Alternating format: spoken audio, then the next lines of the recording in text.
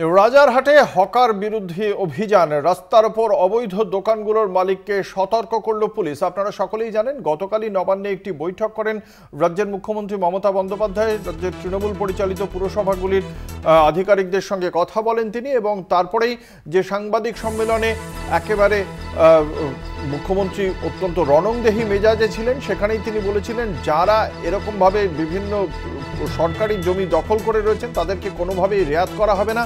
তার সেই বার্তাই কিন্তু আজকে কাজে লেগেছে। আজকে বিধাননগর রাজারহাট পুরসভার বিভিন্ন জায়গায় আজকে পুলিশকে দেখতে পাওয়া গিয়েছে। যে পুলিশের বিরুদ্ধে মমতা বন্দ্যোপাধ্যায়ের অভিযোগ ছিল যে পুলিশ মন্ত্রী আমলা সকলে আঁতাত করে কাজ করছে, একটা আঁতাত গড়ে উঠেছে। আমাদের সঙ্গে রয়েছেন আমাদের প্রতিনিধি শাকিল মুস্তাক। শাকিল, আজ রাজারহাটের বিভিন্ন জায়গায় পুলিশের ভূমিকা কি ছিল, এবং আজকে এই যে সতর্ক করা হলো বিভিন্ন দোকানীদের, তাদেরই বা কি প্রতিক্রিয়া?